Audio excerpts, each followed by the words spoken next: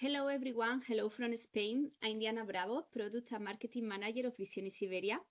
I would like to welcome you to a new Visionix Academy webinar, this time dedicated to the OCT for scleral lenses.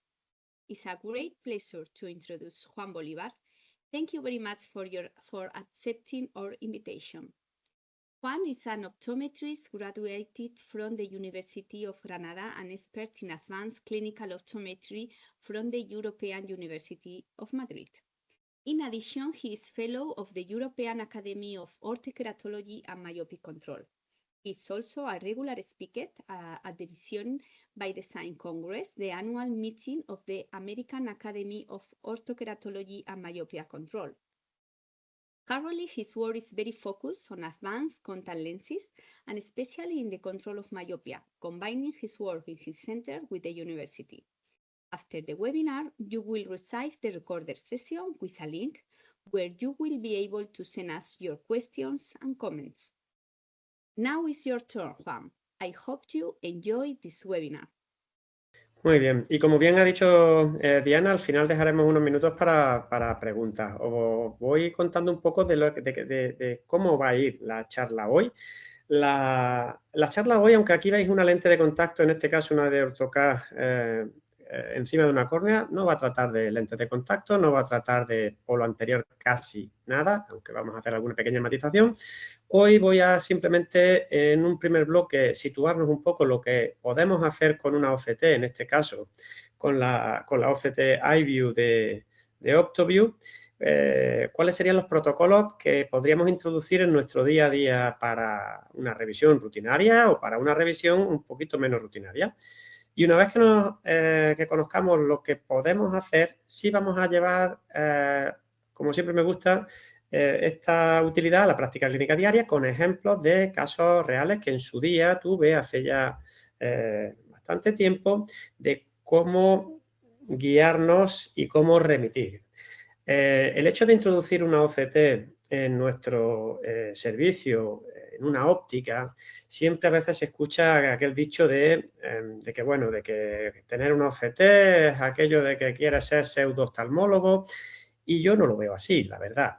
Independientemente de que nosotros usemos la OCT también para polo posterior, aunque yo le doy mucha utilidad al polo anterior, pero el polo posterior para mí no es meternos en el terreno del oftalmólogo, sino valorar también la posibilidad de que si no tenemos cierta tecnología, se nos pueden escapar y se nos pueden pasar por delante en graduaciones normales muchas patologías o sospechas patológicas de problemas que con un dispositivo como una OCT pasamos a otro nivel. Es decir, de sospechar, pensar que igual sí, pero no se ve. Con una OCT tienes una tranquilidad total cuando tú haces pruebas de fondo de ojo, si está correcto y todo bien, o si tienes alguna sospecha o alguna duda, vas a ver alteraciones normalmente. Por supuesto, como todas las tecnologías que implementamos, toda tecnología necesita un proceso de adaptación, de conocimiento y formarse para poder saber lo que estamos viendo. Eso es importantísimo, por supuestísimo. Pero para mí la OCT es discriminar que si mi paciente que tengo sentado enfrente puedo hacer una retina con una OCT y ver que todo está en orden, todo está bien a nivel de nervio óptico, mácula y demás, y después de su anamnesis todo me encaja, yo sé que tengo un paciente, vamos a llamar, sano para poder graduar, y aunque alguno puede ser que se me cuele, con una OCT voy a tener una tranquilidad enorme y voy a ser capaz de detectar muchísimas complicaciones que de otra forma puedo tener ciertas dudas o me pueden generar ciertas dudas. Así que iremos viendo casos de fondo de ojo, casos de polo posterior que han necesitado remisión, y hablaremos también un poco de cómo remitirlo, porque la OCT para un optometrista es la pieza más, digamos, la joya de la corona a la hora de tener una tranquilidad enorme y saber qué está ocurriendo para poder remitir de la forma adecuada al oftalmólogo, que es el profesional que tiene que ponerle nombre y apellido y determinar si necesita o no necesita tratamiento. Pero para nosotros va a ser una herramienta de cribaje brutal. Cuando hablamos de protocolos de revisión, primero tenemos que pensar en dos áreas: mácula, nervio óptico. Esos son fundamentales. Esas dos áreas tenemos que verlas sí o sí. Pero también tenemos que pensar en la anamnesis que hayamos hecho previa al paciente y, por supuesto, en las pruebas previas que nosotros hayamos podido ver algún signo que nos llame la atención. Pero mácula y nervio óptico son dos áreas que sí o sí siempre hay que mirar, porque el 90% de las patologías se van a producir en este área y además las más peligrosas, exceptuando alguna como puede ser un desprendimiento de retina, por ejemplo, que puede venir desde la periferia muy extrema y que no lo vamos a ver probablemente en sus comienzos ni con un retinógrafo ni con una OCT. Pero mácula y nervio óptico siempre tenemos que evaluarlas y, como digo, la anamnesis también nos va a dar muchas pistas de si podemos buscar por otras zonas.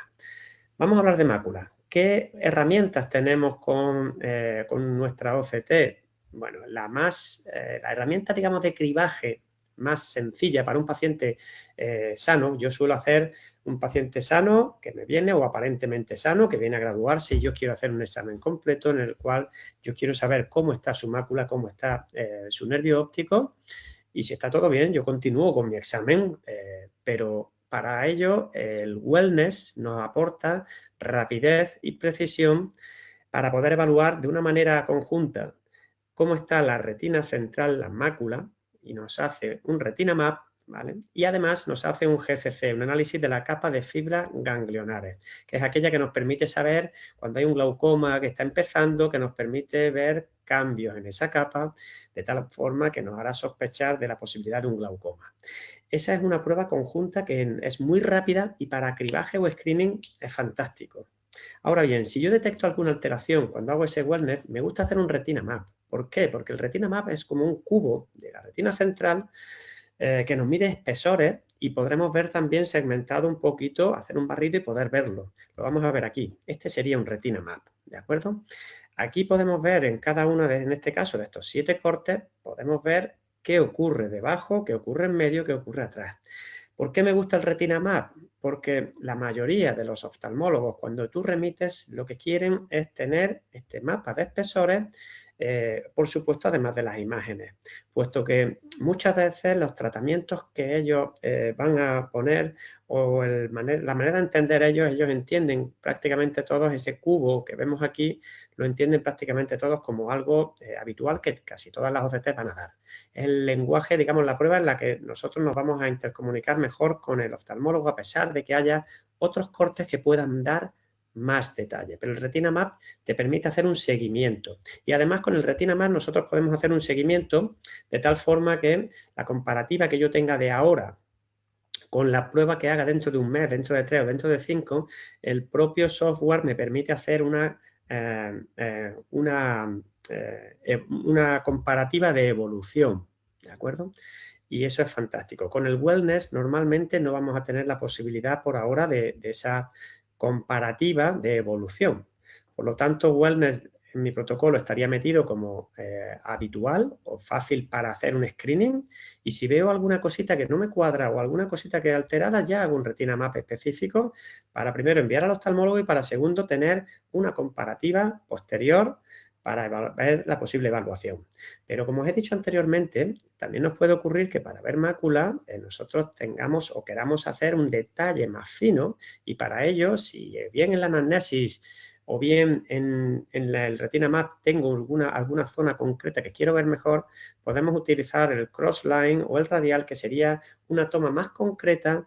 La tenemos que buscar o centrar donde nosotros consideramos que nos da una resolución mayor. Esa resolución mayor me permite ver mejor esos detalles pequeñitos y además lo puedo mover de sitio y elegir dónde, con lo cual si tengo alguna sospecha porque en el cuadrante superotemporal o inferonasal parece que detecta en el campo visual alguna alteración y tal, yo puedo hacer que mi paciente mueva la cabeza, yo lo guiarlo y elegir hacer ese corte en la zona, hacer un barrido en vivo y elegir cuando encuentre el área que pueda haber alguna alteración, dónde quiero hacer el corte. Y ese corte tendría una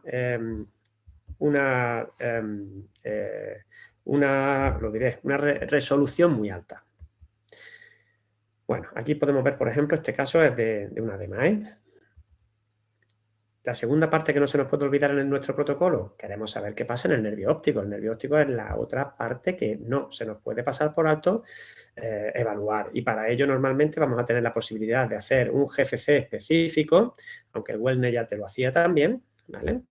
El UNH, el UNH, UHN, tenemos digamos, la parte que podemos ver aquí en el UNH de medir la capa de fibras nerviosas alrededor del nervio óptico, de tal forma que esto está muy estandarizado a nivel internacional, se compara con una base normativa muy amplia y se evalúa si ese nervio óptico, en función de la edad del paciente, muy importante, por eso siempre tenemos que tenerlo, la edad, el año de nacimiento muy bien puesto, no vale cualquiera, porque nos va a comparar con pacientes de nuestra misma edad, si tenemos un ratio o unos espesores que entran dentro de valores normales. Evalúa también, por supuesto, el copadisco, lo que es la excavación, etcétera, etcétera. Aquí podemos ver un ejemplo donde el ojo derecho está sano, perfectísimo, y donde el ojo izquierdo, tanto arriba el ONH como abajo el GFC, que son los valores que tenemos abajo, es el análisis de las fibras ganglionares en mácula.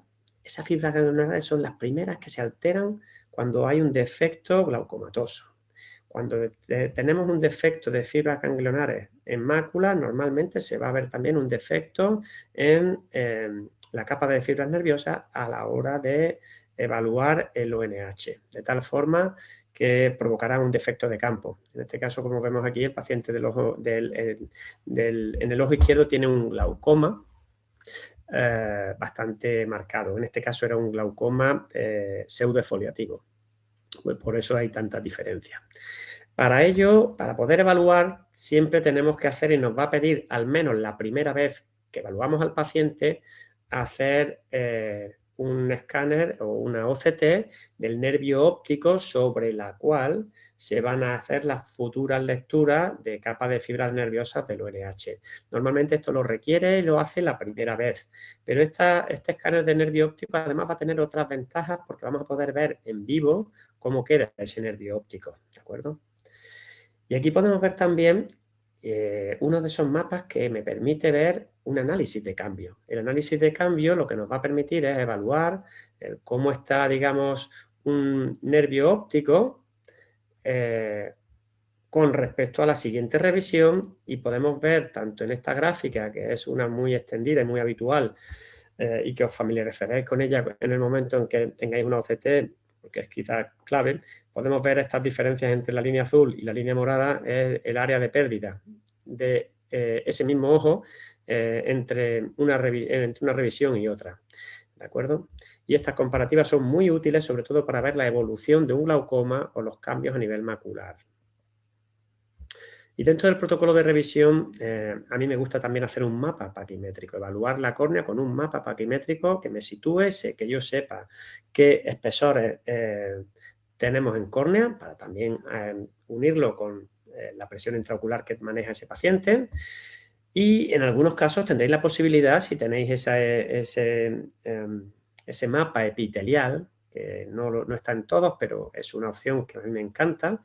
Ese mapa epitelial os va a dar una discriminación de cuánto del espesor paquimétrico, o sea, del espesor corneal, corresponde a epitelio. Es bastante preciso, nos da una información que me encanta, que es muy fácil de interpretar, y que aunque tiene un poquito de ruido en alguna que otra imagen, pero de todos los que he visto en el mercado, este es el que menos ruido tiene y el que tiene mayor repetibilidad.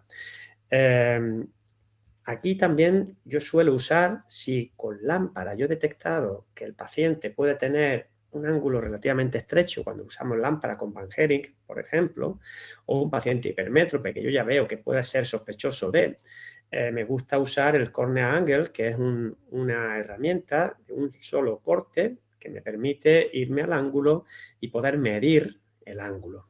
Luego vamos a ver varios casos sobre esto, porque os voy a mostrar varios casos y no me voy a extender ahora mismo mucho más. Pero este mismo Cornea Angle es un corte puntual que yo me lo puedo llevar a cualquier parte de polo anterior. Es decir, cualquier parte de la córnea que yo quiera evaluar o incluso de esclera que yo quisiera evaluar, yo puedo pensar en mover el punto de fijación del paciente o incluso guiarlo yo mismo para buscar con ese corte la zona que me interese y hacer el corte de la imagen. Este sería, por ejemplo, un mapa paquimétrico donde me está segmentando, en este caso es de un paciente con ortoqueratología, donde me está segmentando el grosor total, que lo vemos aquí a la izquierda, donde tenemos un mínimo de 483, ¿vale?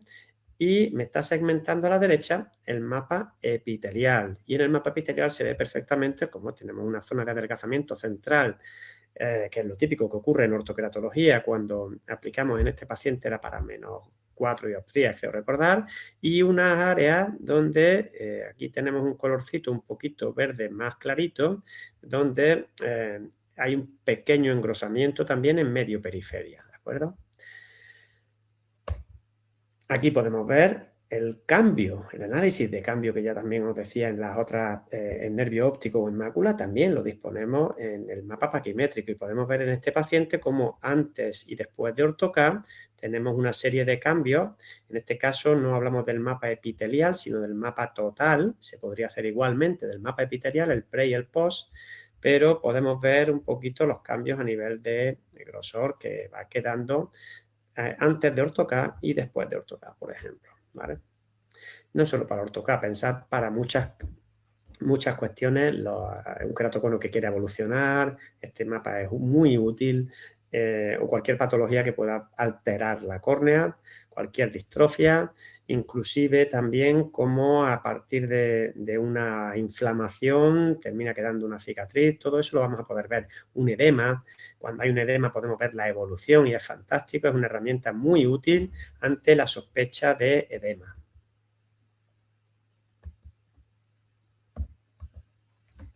Perdón, que se me ha quedado bloqueado. Perdón. Un segundito. Creo que se ha cerrado. Un momentito. Disculpad, cosas del directo. No sé qué ha pasado, pero se ha bloqueado el PowerPoint. Lo abrimos en un periquete. Perfecto, gracias, Juan. Y ya aprovechamos para... Sí, si hay alguna pregunta mientras busco, pues puede... Si alguien quiere, aunque de momento el chat está vacío.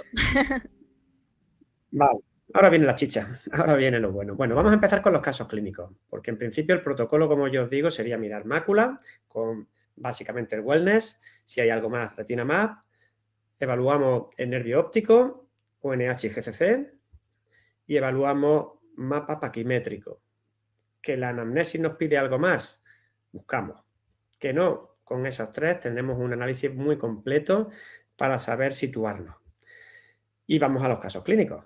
Bueno, presento primero este caso que es de una mujer mayor que venía diciendo que no terminaba de ver bien con sus gafas, que había ido ya a varias y no terminaba de ver bien, estaba viendo 0302, se ven cataratas en ambos ojos, estaba más avanzada en ojo izquierdo, que la agudeza visual era más bajita. Y además cuando yo miro con lámpara en la exploración veo que el ángulo iridocorneal era prácticamente nulo en ojo izquierdo y estrechito en ojo derecho. Nos encontramos con una tensión disparada o bastante alta en el ojo izquierdo, 39/17 en el ojo derecho, pero ella venía completamente asintomática. Y además cuando miro pupilas, las pupilas responden bien. No tenemos dolor, la córnea no está edematizada, se ve transparente, se ve todo bien. Bueno, ¿qué pasa? Que cuando hacemos el cornea angle y miramos su ángulo, nos encontramos que en el ojo izquierdo tenemos prácticamente, está tocando. Y luego diré un poquito el protocolo que tenemos que hacer aquí también, ¿vale?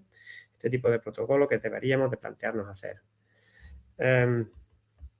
Aquí tenemos en la zona temporal del ojo derecho que tenemos mucho hueco y en la lámpara se veía estrechito. Este sería un ángulo relativamente normal, de un cuartito más o menos en lámpara, que en lámpara se puede ver estrechito, pero realmente si comparamos esto es un ángulo bastante cerrado.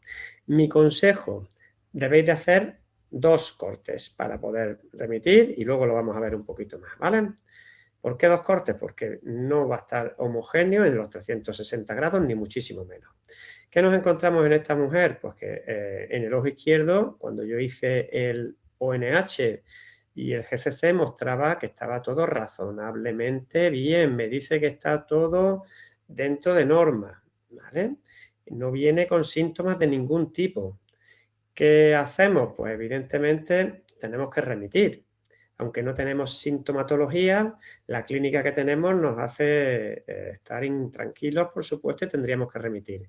Y aquí la duda en un momento dado puede estar en si no tiene ningún tipo de sintomatología, esa tensión evidentemente requiere valoración oftalmológica sí o sí, hasta ahí estaremos todos absolutamente de acuerdo, y la duda es si hacerlo urgente o dependiendo en algún caso si se puede esperar alguna semanita porque quiera ir a que la evalúen a un privado y pueda tardar una semana o quiera ir a que... ¿Por qué digo lo de preferente si es una semana? No hay clínica, perdón, no hay síntomas, no hay dolor, no hay ningún signo que nos haga pensar en un daño ya marcado, pero evidentemente una diferencia tan altísima cada día que pasa puede ser un problema. Y cuando nosotros decidimos remitir, describimos en su día, pues que teníamos, en este caso, que acude la paciente a nuestro centro porque no veía bien y que en la exploración encontramos un cierre de ángulo herido corneal, que aquí quizás debería de haber puesto un ángulo herido corneal muy estrecho con toque en ojo izquierdo quizás. Y aquí pongo acompañado una diferencia de tensión ocular en ambos ojos, la tensión remarcada y en negrita, igual que cierre de ángulo, para que quede claro, cristalino, si en 3 segundos tengo que mirar este informe y no quiero dedicarle uno más, mis ojos se vayan a las partes en negrita. Y ahí ya añado más cositas. No cursa con dolor, es asintomática, las pupilas reactivas a la luz, la córnea está transparente, no es dematizada y adjunto la OCT, que en este caso muestra una imagen muy clara. Y además de camino, pues bueno, les dejo puesto lo de las opacidades, que ellos lo valoren y lo evalúen. Porque en este caso las opacidades también tenían algo que ver en esto. La catarata del ojo izquierdo, que había ido creciendo y engrosándose, también había provocado que ese ángulo fuese cada vez más estrecho hasta llevar a toque. A la semana, porque por diferentes causas esta mujer la vieron a la semana, ella no seguía notando nada, estaba asintomática, pero directamente cuando lo vio el oftalmólogo le hizo iridotomía. Al mes nosotros la citamos para ver cómo estaba, ver esa cirugía, ya le habían planificado también la cirugía de la catarata, sobre todo la del ojo izquierdo directamente, y cuando vino al mes, en la imagen que yo he puesto anteriormente, mirad qué poco tiempo ha pasado, 27 del 11, ¿vale? De 2018 a 2 de enero de 2019. En un mes escaso teníamos esta diferencia, pero yo incluso me atrevería a decir que esta diferencia que vemos que en los sectores superotemporal e inferotemporal son los sectores típicos donde el glaucoma empieza y comienza a marcarse en estadios incipientes, podemos ver la diferencia de uno a otro. Yo me atrevo casi a barruntar o a decir que esta pérdida es la que se produjo desde que yo le detecté esta tensión hasta que se le hizo la iridotomía, que pasó escasamente una semana y esta paciente era incluso asintomática, pero provocó probablemente una pérdida de fibra moderada, pero pensad que ha sido solo una semana. Si sigue asintomática, no viene por el motivo que sea y no la estamos revisando, probablemente hubiera terminado con ese dolor típico de ángulo cerrado, de ese dolor agudo, de cierre de ángulo y con unas consecuencias mucho peores a nivel visual, que pueden ser el caso de Manuel. Vamos al caso 2. Manuel, este sí es el típico caso de hipermétrope alto de 3-4 dioptrías que acude porque le duele el ojo un montón. Desde anoche está fatal, perdón, desde ayer está fatal por la mañana, aguantó un montón y cuando viene sí que me trae el ojo con la córnea edematizada, se aprecia perfectamente la falta de transparencia entre un ojo y otro, se ve clarito, una fotofobia brutal, la pupila en midriasis media y apenas reactiva, y una diferencia de tensión que quizás sea la tensión más alta que yo jamás he tomado con un tonómetro, 79/16. Bueno, el cuadro sí era que en este caso directamente para remitir, ¿cómo? Tenemos todos muy claro que es coge tus cosas, con este informe te vas rápidamente a urgencias y directamente a que te metan mano, porque evidentemente no tiene espera, ¿de acuerdo? Aquí creo que estamos todos de acuerdo, pero habéis visto la diferencia de clínica. La clínica que presenta y la sintomatología que presenta difiere bastante con respecto al caso anterior. Aquí no hay absolutamente ninguna duda y además vamos a evaluar otra cuestión. Hemos hablado del edema. Mirad las paquimetrías de Manuel. El ojo derecho, que era el ojo que tenía 79, teníamos un edema que se nos había ido. Normalmente los mapas paquimétricos, para que aquellos que no estén muy acostumbrados, suelen dar valores muy similares entre ambas córneas. Entre ojo derecho y ojo izquierdo no debe de haber normalmente una diferencia de más o menos 10 micras de diferencia de espesor. Y aquí tenemos 140 micras de diferencia de espesor entre una córnea y otra, el cual hay un edema bastante significativo. Oye, ¿cómo tenía Juan la paquimetría en la paciente anterior, la que no tenía síntomas?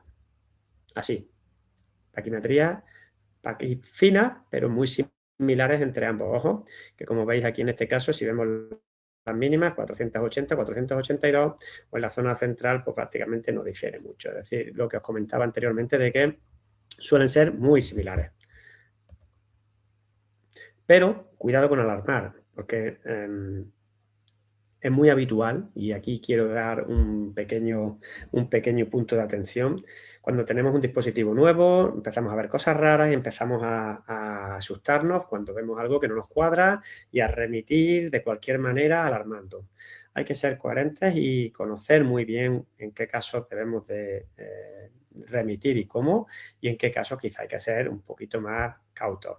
Es muy habitual que veáis cámaras estrechas, cámaras que no terminan de verse bien, pero que con la OCT lo vais a discriminar perfecto, y cuando lo remitís, para que el oftalmólogo valore la posibilidad de iridotomía, siempre hablad, por favor, de presenta una cámara, describid.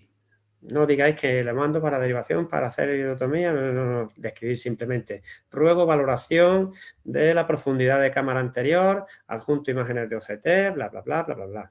Y aquí, en el protocolo que yo recomendaría hacer con la OCT, sería con el cornea angle hacer, por la experiencia, esto es experiencia mía, pero no está... no he encontrado literatura que diga cómo hacerlo con los cortes de OCT. De hecho, casi siempre los oftalmólogos van a utilizar la lente para hacer gonio y poder ver, pero nosotros con la OCT a veces tenemos el problema de que vamos a hacer un corte, vamos a hacer un barrido, normalmente en el lado temporal suele ser, digamos, el más estrechito, y donde nos guste la imagen vamos a hacer el corte, pero esa imagen, si hacéis un pequeño barrido de 30 a 40 grados, os vais a encontrar puntos que estén cerrados por completo y que tenga toque junto con a medio milímetro, puntos donde hay una separación importante. Mi consejo de cara a poder ver una evolución posterior es que busquéis siempre en ese lado temporal el punto más estrecho y hagáis un corte, ¡plop! Imagen. Y busquéis en ese lado temporal, en los 30-40 grados, digamos, del lado temporal, o donde vosotros, en el rango que vosotros consideráis o queráis hacer, pero siempre el mismo, busquéis el punto más ancho y volvéis a hacer otro corte. ¿Vale? Con esos dos cortes podemos tener una estimación de si en un futuro vuelve, si se está estrechando o no.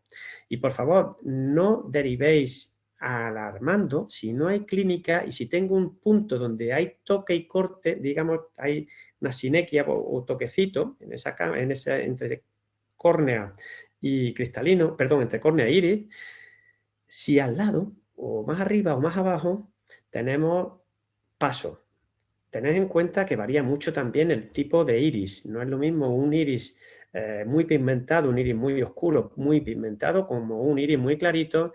Y así que, por favor, no alarméis. Describid, porque hay oftalmólogos muy proactivos que en cuanto ven una cámara estrecha, piensen en hacer una iridotomía para quitarse el problema futuro posible del medio, aunque no pudiera siempre llegar a haber un bloqueo.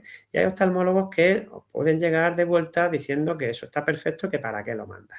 Así que, por favor, este truquillo os puede ayudar y no remitir alarmando si no hay una tensión alta. Además, la tensión alta en este caso suele ocurrir en un ojo con respecto al otro, una diferencia muy significativa, como hemos visto en las anteriores. Cuando tengo cámaras estrechas, sí tengo que tener en cuenta un detalle más. Si va, digamos, en un futuro a desarrollar una catarata, yo quiero estar atento y vigilante a la posible catarata, porque el engrosamiento del cristalino en una cámara estrecha va a reducir aún ese ángulo y puede llegar a bloquearlo. Con lo cual, un paciente yo lo puedo estar monitorizando desde los 40 hasta los 60 años con un ángulo estrecho que probablemente no va a cambiar nunca, un ángulo que sea finito, pero cuando empieza a desarrollar una catarata, sí me gusta remitirlo al oftalmólogo, hablándole de que valore el ángulo, puesto que la catarata si crece y sigue creciendo va a terminar cerrándolo y provocando un cierre de ángulo, ¿vale?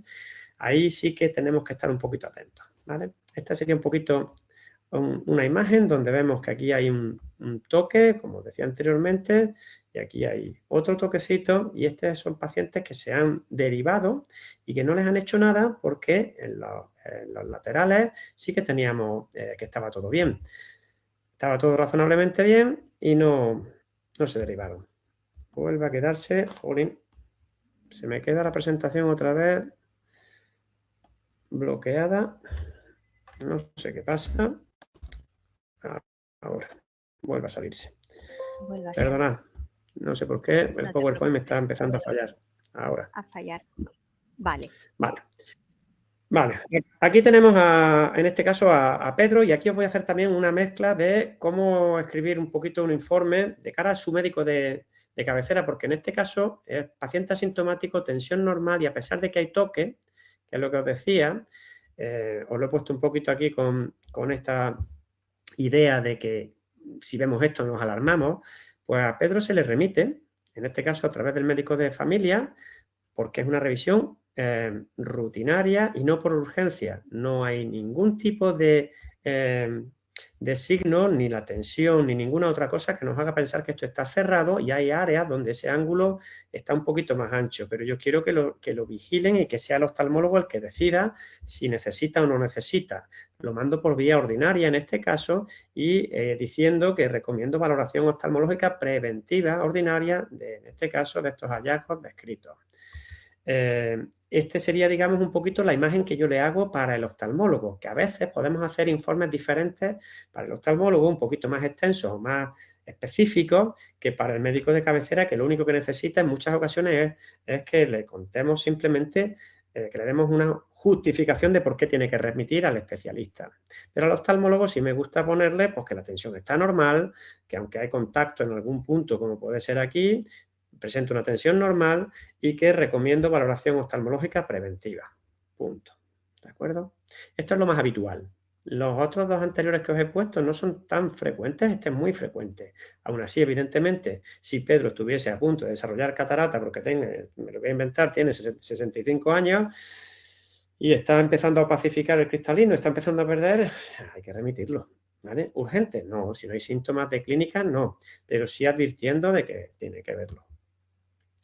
Vamos al caso cuarto. Veo raro. Ya empezamos con otro tipo de problemas. Ese paciente que me dice, veo raro, Juan, no sé qué me pasa, pero no termino de ver bien. Y con la OCT encontramos este poquito de líquido.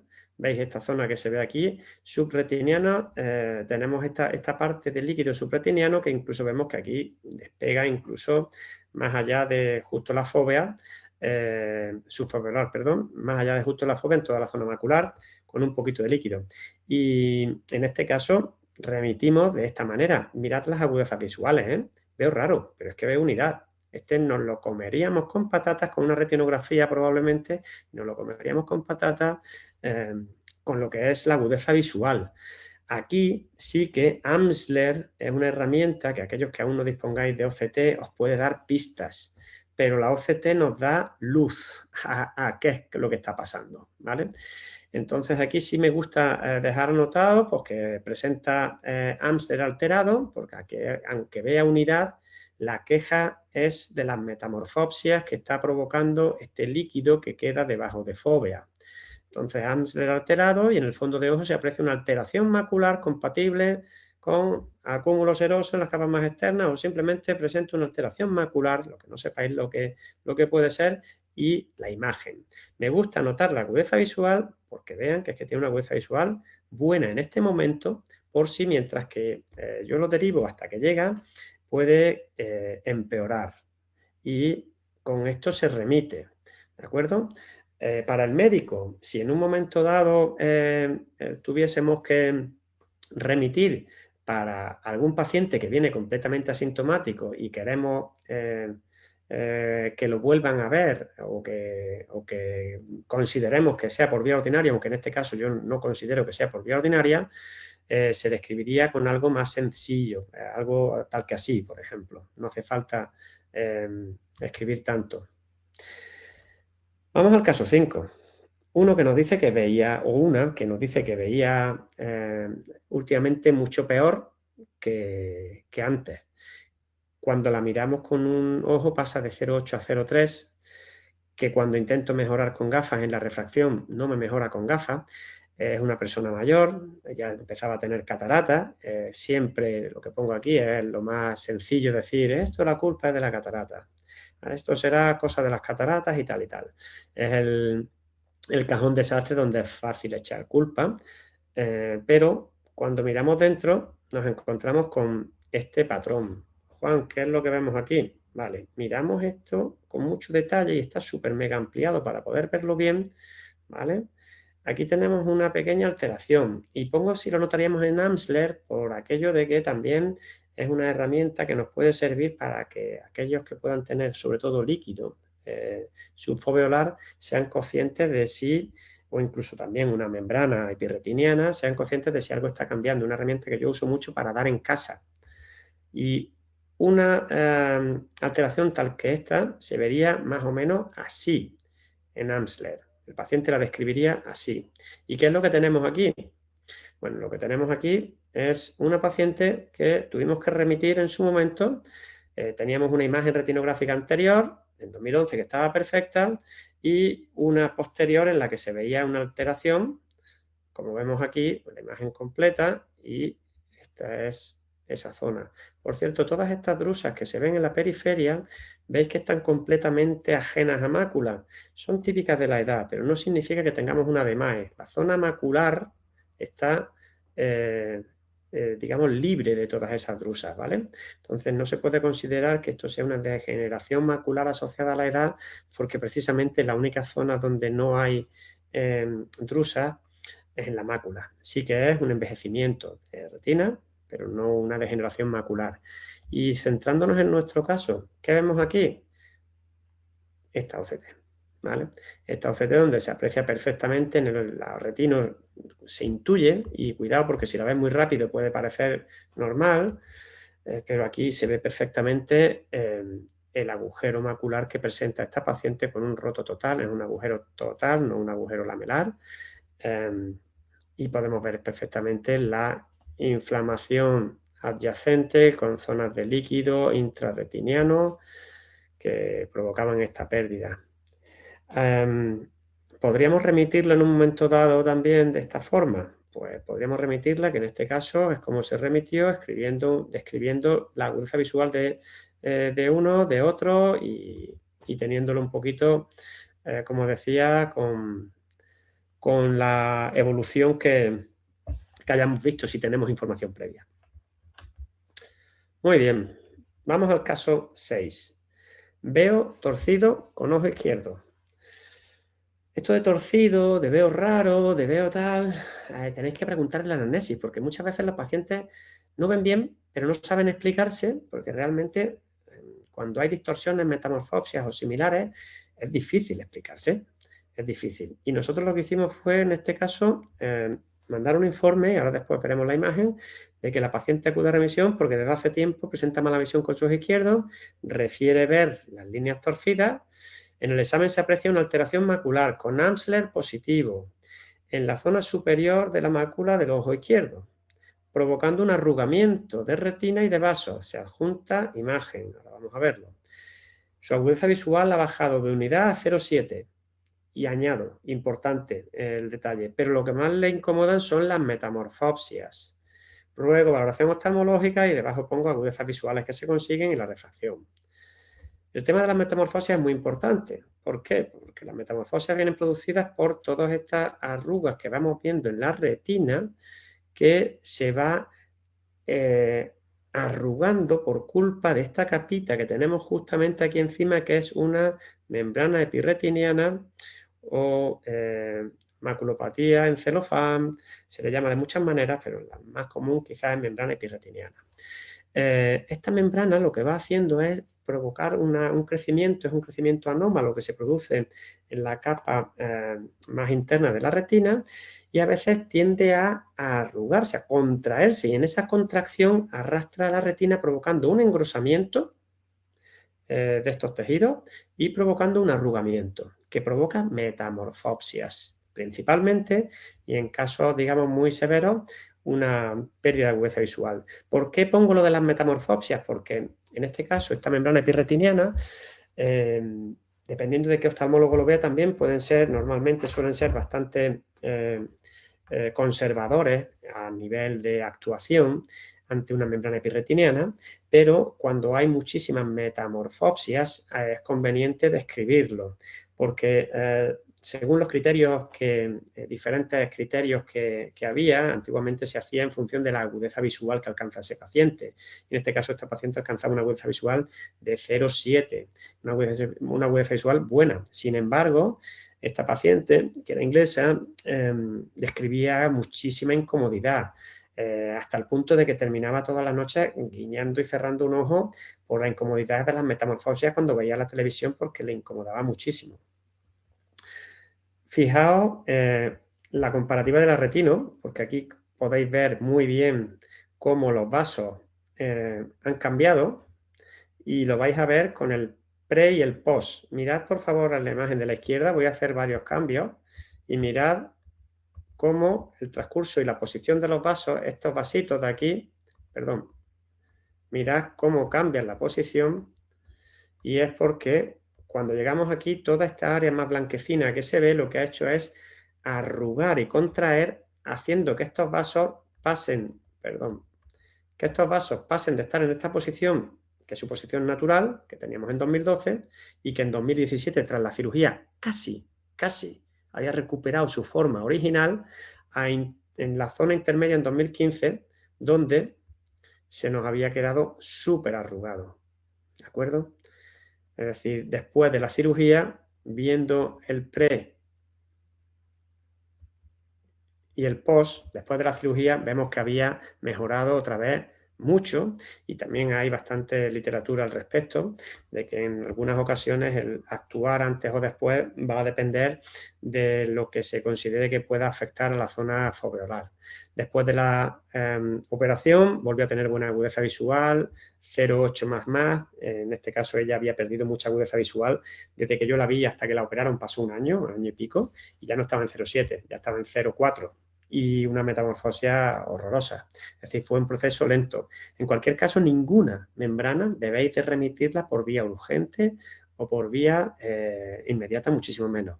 Por vía ordinaria, por vía preferente, si queréis, en un momento dado, si hay alguna estructura que consideréis que está dañándose, y la OCT os va a dar mucha información de ello, pero siempre por vía ordinaria o, como digo, preferente. Nunca... por muy alterado que lleguéis a verlo, nunca remitáis de forma urgente, ¿de acuerdo? Este sería otra vez visto con otro tipo de imagen que nos permite el Retina 3D como estaba antes de, y todas estas líneas que no he comentado son las líneas que se producen, son los pliegues que se producen en retina cuando se tracciona el resto desde la masa que se está comprimiendo, provoca pliegues en retina, generando este tipo de líneas que se aprecian muy bien tanto en la OCT como también a veces en la retinografía se intuyen. Y aquí podemos ver cómo estaba en 2015, con el engrosamiento, que es otra de las cosas que ellos miden mucho en el Retina Map, cómo de grueso está y cuánto está traccionando de la zona justo de la fóvea. y cómo estaba después. ¿Después se queda perfecto? No, nunca vuelve a quedarse perfecto, pero sí que es cierto que recupera, hay una recuperación bastante significativa si los tejidos no se han dañado en exceso. Venga, vamos al 7. He recuperado la visión. Juan, este es el caso que a veces pasa también y lo he puesto un poco porque a veces este tipo de cosas ocurren y no siempre van a necesitar de cirugía. Este es un caso en el cual este paciente presentaba una membrana también que estaba provocando un engrosamiento a nivel foveolar bastante marcado y un empeoramiento de agudeza visual. Y este sería con un crossline donde vemos muy bien este detalle porque veíamos como aquí se estaba como soltando. Y cuando vino diciendo que había visto que había mejorado la calidad de visión y además refería que había sido en cuestión de días, que de una semana para otra, que había empezado a notar que veía mejor, lo que había ocurrido era que había tenido una resolución espontánea. No es que pasara de ver fatal a ver súper bien, sino que había percibido que veía un poquito mejor porque se había soltado. Hay veces que ese tejido está traccionado y esa tracción, igual que la hialoides a veces se suelta, este tejido a veces se suelta también. Y podemos ver en la misma zona, en la misma, el mismo paciente, cómo se había soltado y había provocado, digamos, una resolución espontánea, ¿vale? Si esto ocurre, pues ya no hay que hacer cirugía ninguna, es esperar a que esta retina poco a poco vuelva a despegarse. Lo que ocurre es que esta resolución espontánea suele ser parcial, suele ser una pequeña área que ha tenido más tracción y se rompe. Suele haber restos, de hecho aquí podemos ver restos de esa membrana, no es como cuando se hace un pelado por completo que el oftalmólogo elimina prácticamente todo. Casos del ingeniero tenemos todos, ¿verdad? Octavo caso, ingeniero. ¿Qué nos pasa con los ingenieros? ¡Guau! Describen todo con lujo de detalles, lo cual es una ayuda fantástica para ciertas cosas, aunque también puede ser un dolor de cabeza para otras. En este caso fue una ayuda fantástica, luego el dolor de cabeza vino después. Pero me decía, Juan, al leer veo las letras un poco distorsionadas con el ojo derecho, que es el ojo de leer. ¿Por qué me decía lo del ojo de leer? Porque en este caso era una persona con una anisometropía ya prevista, 50 años, un -4 en un ojo, un -4 en este ojo y un +1 en el otro. Entonces, él le usaba este ojo para leer y usaba el otro ojo para el resto de tareas prácticamente. Me decía, para ser más concreto, Juan, lo noto más justo al lado derecho de la palabra que estoy leyendo. ¡Ostras! Joder, que... ¡Wow! El caso es que yo empiezo a mirar y alcanza casi la misma agudeza visual que antes, unidad menos menos, y tenía prácticamente la misma graduación. Me pide 0,25 menos de miopía, donde me pedía 4 me pide 3,75. ¡Buah! Vale. Pero cuando hago la OCT, plan, me encuentro que tenemos este área de aquí, de pequeño, esta zona oscura que corresponde al líquido, que ha trasvasado de coroides aquí a la zona justo debajo de fóvea, provocando un engrosamiento en fóvea, que lo podemos ver marcado aquí en rojito, y aquí también vemos incluso esta zonita que es la zona por donde había entrado ese punto, digamos, de fuga que se suele llamar. ¿Cómo remitimos a este paciente? Buah, siendo ingeniero. Bueno, en este caso hay que remitir normalmente sin alarmarnos, no hay que hacer una remisión inmediata de vete corriendo a urgencias, pero no podemos demorarlo mucho, o no es conveniente demorarlo mucho. Pero sin alarmar en exceso, porque la mayoría de las actuaciones que suelen hacer en este tipo de casos, donde hay una sospecha de una corridopatía serosa central, suelen ser abordes conservadores de esperar a ver si remite por sí solo, salvo cuando ya ven que son episodios repetitivos y hay recidivas que pueden producir un daño importante, que en este caso ya sí se suelen hacer búsquedas de ese punto de fuga, que en este caso con una angio OCT o con una angiografía clásica se determina dónde está el punto de fuga y a partir de ahí intentar sellarlo si es que está en zona que se pueda sellar. Pero nosotros no debemos de remitir de forma urgente o inmediata. Eso sí, si tenemos, yo suelo preguntar aquí, si tienes seguro privado, oye, pide cita y si te ven pronto, mejor. La remisión en este caso, si lo hacemos por vía de médico de familia, sí que sería recomendable que sea preferente, sobre todo en un paciente con 50 años que está preocupado, que además se va a estresar aún más, todo el tiempo que esté viendo mal, cuando ya sabe que tiene líquido, etcétera, etcétera. Bueno, el informe que le hicimos en este caso fue conjunto para médico y oftalmólogo, porque le hablamos de que podía ir por la Seguridad Social y por un privado, y él decidió pedir por los dos sitios, así que hicimos este informe un poco general. Javier acude a nuestro centro porque ha empezado a notar que le cuesta leer con su ojo derecho, refiere las letras distorsionadas, sobre todo al lado derecho donde mira. Tras la exploración presenta Amsler alterado, y en la OCT se observa líquido justo debajo de fóvea, que coincide con el área de distorsión de Amsler. Ruego valoración oftalmológica y pongo la imagen. De esta forma es como fue remitido Javier. Vamos al último caso de hoy y ya terminamos.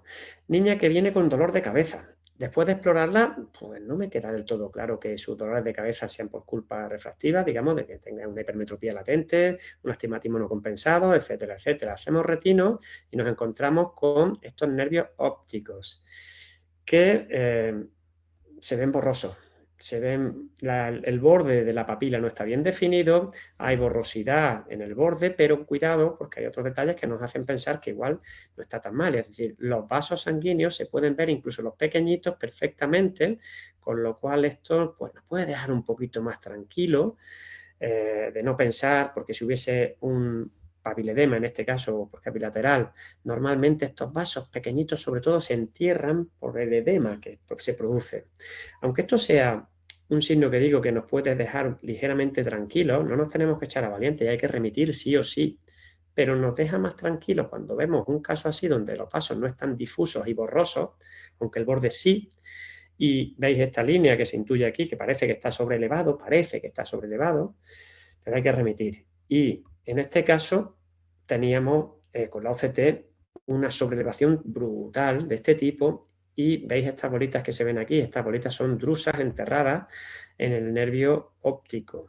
Aún así, derivadas, sí, siempre. Hay que derivar y que sea el oftalmólogo el que evalúe. Para hacer este corte que se ve tan precioso, esto no se ve siempre así a la primera. Hay que hacer varias tomas, pero nos permite tanto el escáner de nervio óptico, el 3D, me permite mover esta barrita hacia arriba y abajo de tal forma que yo estoy haciendo un barrido y veo todas las zonas. Y una vez que veo el corte que quiero, ahí puedo pararme y evaluar y ver si se aprecian esas bolitas que se verían aquí, que en este caso son esas drusas en una niña, que normalmente cuando ya son adultos, luego esto como que se abre y se ve mucho mejor a simple vista. No se ve esa sublevación, sino que se ven las drusas.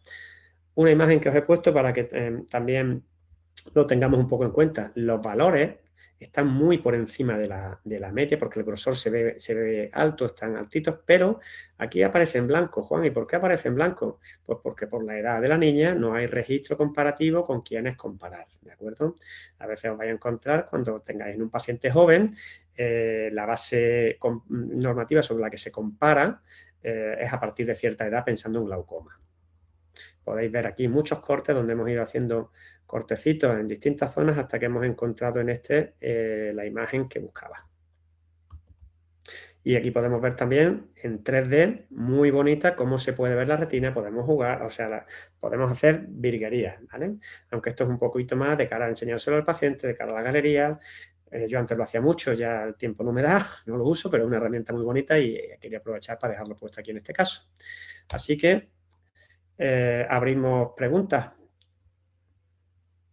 Fenomenal.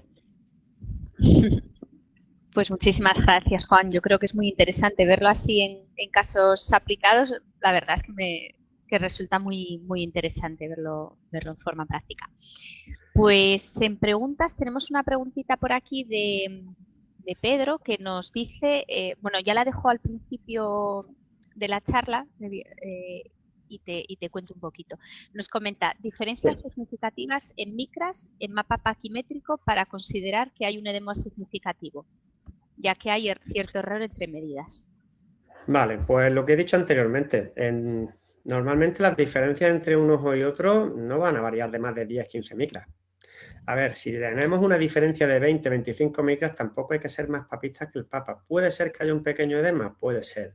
Pero normalmente hablamos de un edema normalito y podemos encontrarnos 50, 60 micras de diferencia. Hablamos de un edema más considerable y podemos encontrarnos 100 micras de diferencia. Y a veces nos encontramos, yo me he encontrado, Pedro, alguna paquimetría que da susto, a veces puede ser incluso después de una cirugía de catarata y luego recuperan, de 900 y hasta 1000 micras, que ahí ya sí parece que se está derritiendo la córnea del engrosamiento tan heavy que puede llegar a presentar. Pero yo no me preocuparía ni remitiría, observaría y evaluaría si tengo 20, 25 micras de diferencia, vigilaría y observaría. Si tengo menos, no le haría ni caso, simplemente lo dejo anotado y punto. Perfecto. Luego también nos pregunta un asistente si por defecto le haces siempre la OCT a todo el mundo o tienes algún criterio para hacer Bueno, yo esa prueba. Tengo mis servicios y ofrezco los servicios antes de entrar, de exámenes más completos o menos completos, en los cuales, pues cuando se elige el más completo, que es el que recomendamos normalmente, incluye OCT por protocolo. Y en ese protocolo hago este tipo de protocolos que yo he comentado, de evaluar mácula, evaluar nervio óptico y mapa paquimétrico, es nuestro protocolo. ¿Que se lo hago a todo el mundo? Pues quien esté dispuesto a pagarlo, por supuesto. Claro. Evidentemente, digamos, es un servicio que intento hacerlo al máximo número de personas. Y lo que he buscado es una fórmula en la que me permite estar yo tranquilo y sacarle partido al aparato. Porque realmente lo que me permite es cobrar mis servicios de una manera más elevada de lo que lo hacía antes, de una manera justificadísima, porque realmente es una prueba que nos permite estar, digamos, ofreciendo un servicio premium total y sobre todo lo que me permite es la tranquilidad de que yo sepa diferenciar si este paciente es para mí y se queda con mi revisión o necesita la evaluación de otro profesional, en este caso el oftalmólogo, porque he visto algo raro que no me cuadra. Es decir, estar tranquilo. De hecho, yo suelo hacer estas imágenes antes de graduar, porque si antes de empezar a graduar me encuentro un problema, antiguamente lo hacía al revés. Pero antes de graduar, si veo un problema, ya no tiene sentido en muchas ocasiones continuar graduando. No me vuelvo loco intentando sacar la mejor refracción. Me ahorra mucho tiempo de gabinete. Sí, ya, y bueno, también algo importante lo que has comentado, ¿no? Todo el tema de las derivaciones, sobre todo pues a lo mejor en localidades que a lo mejor no tengan tanto acceso a ir al hospital o tienen que ir a un hospital comarcal y es diferente cómo le orientas, ¿no? Con qué grado de urgencia ir y en qué condiciones esa remisión, que lo veo muy interesante. Perfecto, pues sí, en ese me parece clave un poco el no asustar, el saber cómo derivar, eso creo que le da muchísima seguridad al paciente. Sí, pues no se trata de hacer como decía... Sí, mientras que va diciendo, no se trata como decía al principio de como algún compañero me dice, es que eso ya es jugar a oftalmólogo. No, no se trata de jugar a oftalmólogo, tenemos que tener muy claro cuál es nuestro papel.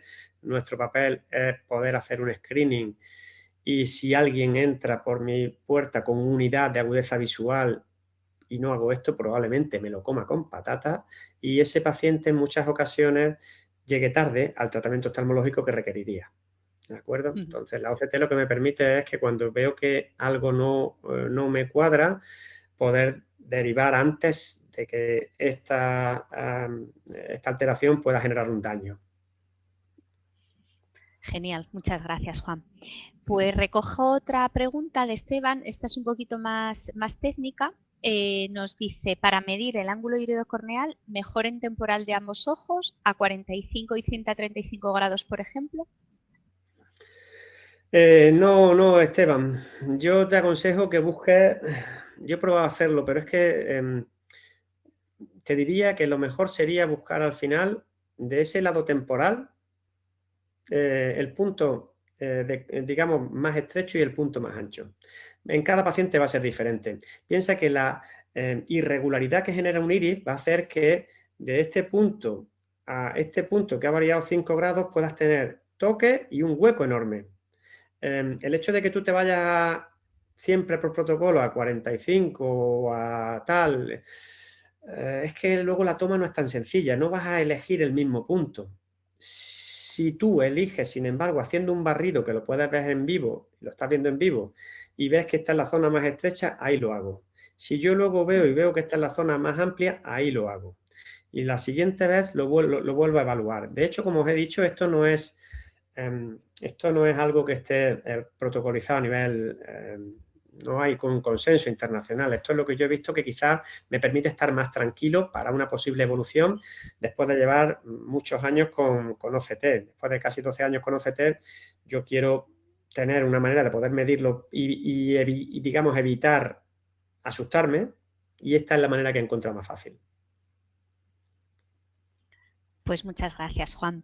Paso a la siguiente, que parece que se nos ha animado el chat de preguntas ahora. Muy bien. Genial. Juan Diego nos comenta, bueno, nos dice buenas tardes y enhorabuena por este webinar tan concreto y eficiente.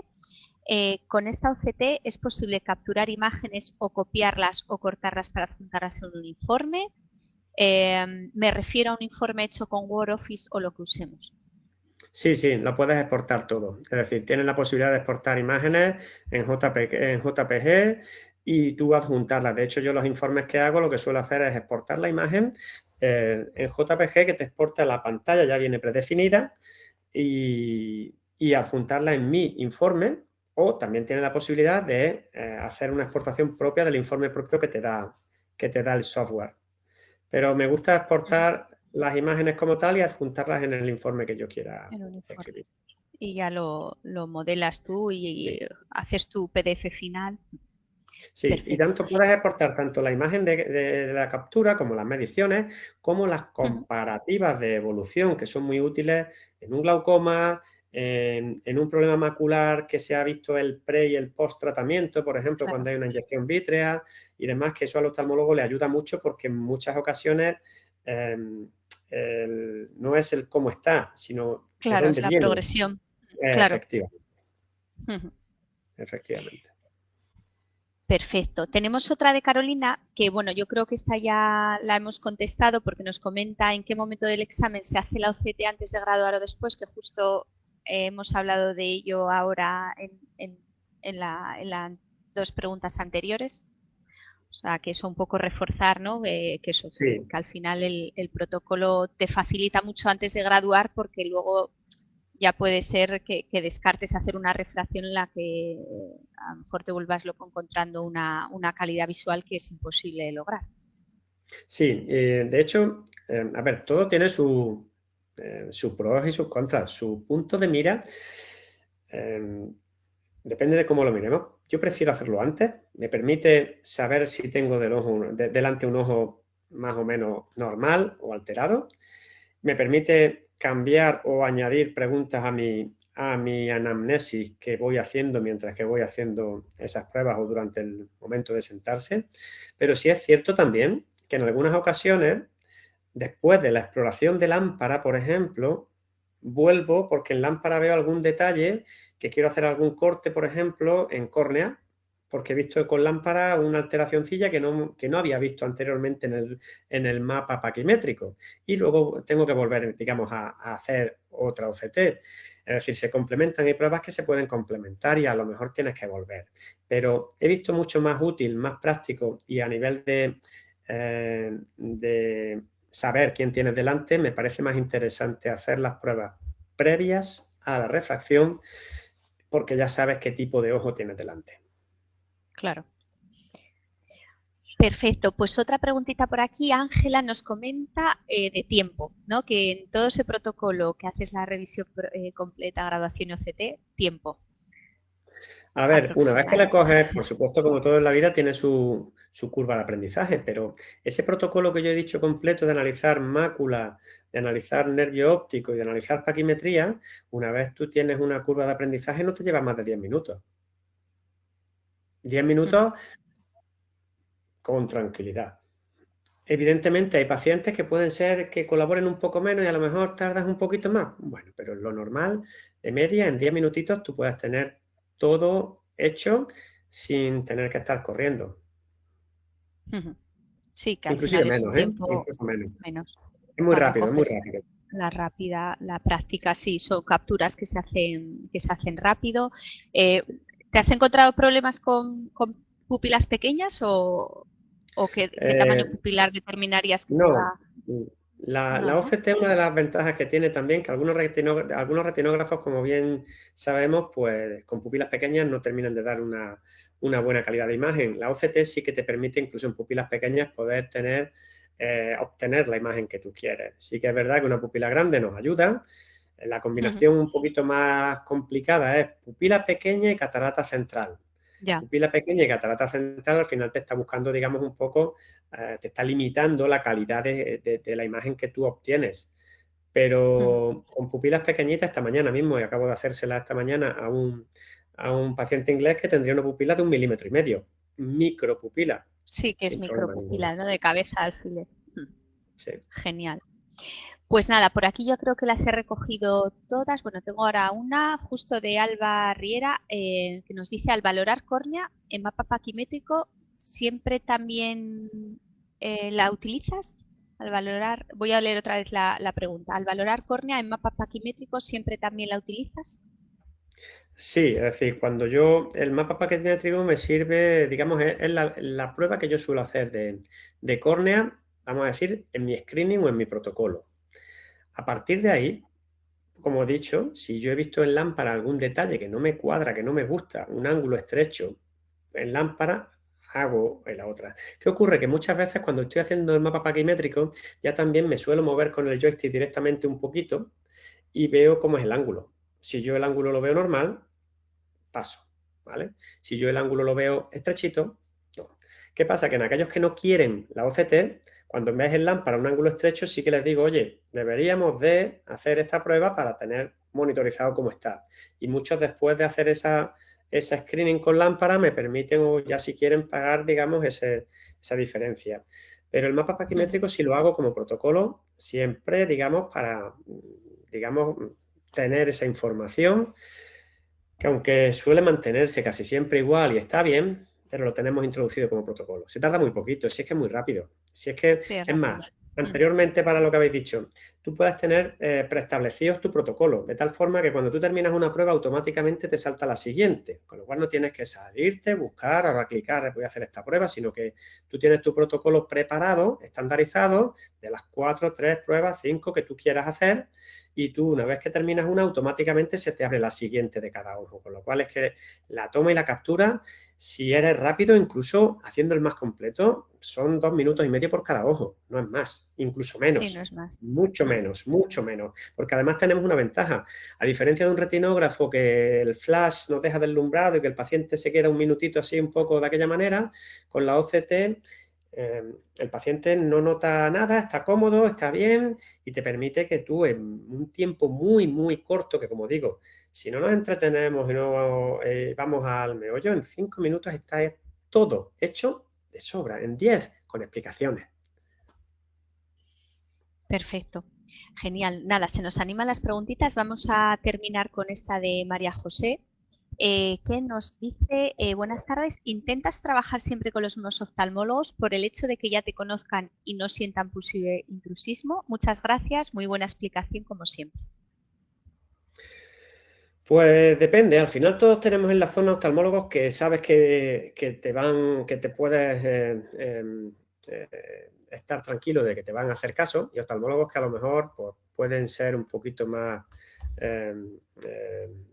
que estar más en contra de que tengamos incluso el hecho de que usemos ciertas tecnologías.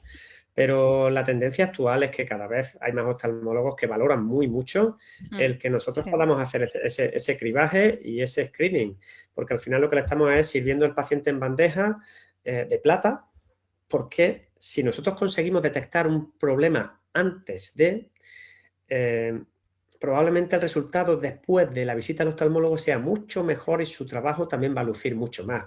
Y para eso siempre pongo un ejemplo. Una degeneración macular asociada a la edad que aparece y está apareciendo, o una membrana neovascular subretiniana que aparece y se detecta en un estadio muy precoz, porque lo vemos con la OCT y lo mandamos urgente y rápido, el oftalmólogo le va a poner el mismo tratamiento, intravítrea. pero no es lo mismo ponerlo el tratamiento el día 2 que el día 28, que ha tenido una evolución de 26 días más.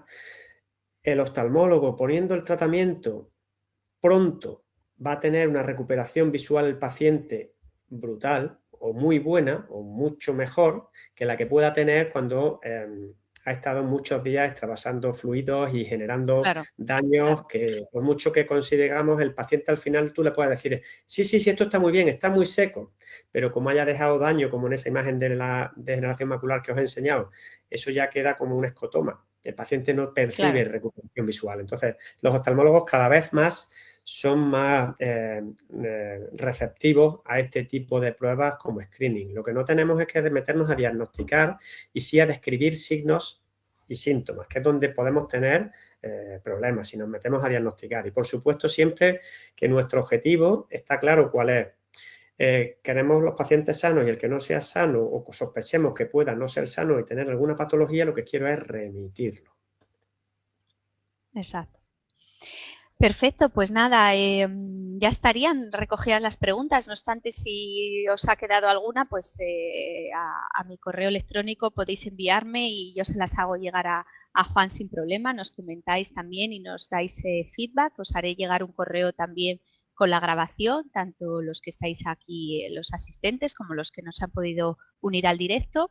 Y nada, agradecer muchísimo a Juan el webinar, que creo que estos webinars de carácter práctico ayudan muchísimo, y a considerar la OCT dentro de los protocolos de vuestras ópticas y vuestras consultas. Muchas gracias a todos por asistir. Gracias, Juan. Muchísimas gracias, Diana. Un saludo a todos. Muchas gracias. Que vaya muy bien. Adiós. Gracias.